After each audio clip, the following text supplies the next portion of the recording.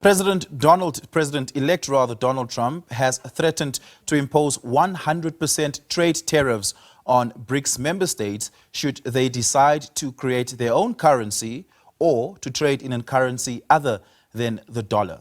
South Africa has stepped out and clarified that a BRICS currency is not on the table and is not part of the discussions documents. However, BRICS nations are discussing about methods through which they can trade with their own respective domestic currencies. For more on this, we're now joined by Dr. Oscar van Heerden, Senior Research Fellow for Diplomacy and Leadership at the University of Johannesburg. Dr. van Heerden, thank you so much for your time. Really do appreciate it. 100% trade tariffs, that sounds implausible. How much credibility or how much credence should we give Donald Trump's tirade?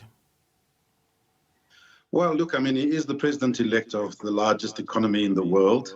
And obviously, you don't want to be on the wrong side of such an economy.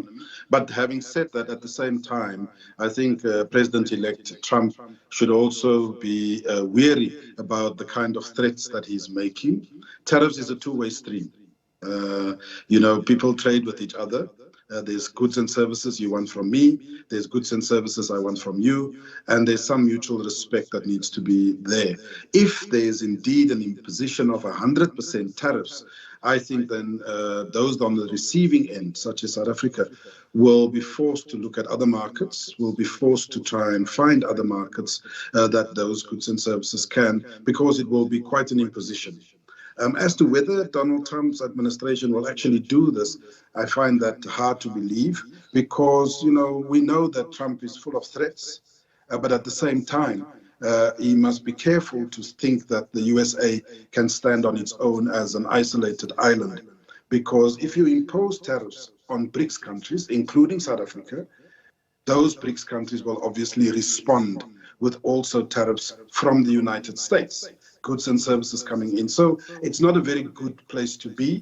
And I think diplomacy is going to be required between these countries and the Trump administration to try and resolve it.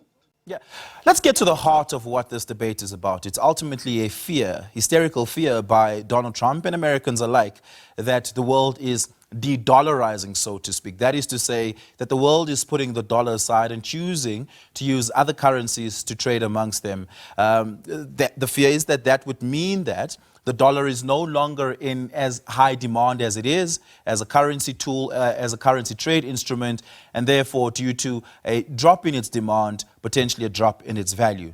But it's almost near impossible for that to truly happen if the fundamentals of trade and trade policy is not addressed, and that is to say, price setting.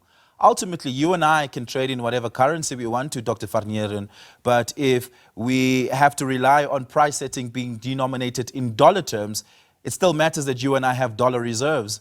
So whether China and Russia trade in their respective currency or South Africa and Brazil trade in our respective currencies, it doesn't matter if the price setting doesn't happen in our respective currencies. What would it take for the world's reserve currency, the dollar, to be dislodged as the central price-setting tool for global trade and commodities? Well, you're hitting it right on the head. The truth of the matter is that in the case of the USA, you can't have your cake and eat it. People will not be having the conversation about moving away from the dollar if it was not for the successive US governments and administrations weaponizing the dollar, imposing sanctions on countries. Because of the fact that there is this international reserve currency, the United States have in recent years weaponized the dollar against Venezuela, against North Korea, against Iran, all countries that they purport that it's autocratic, it's not democratic, and so on and so forth. But the truth is that the world has really integrated financially in a much, much better way over the last decade or so. And so Trump, the threats that's coming from the US is such that the dollar, if it wants to have the respect the dollar once had, then it cannot be weaponized.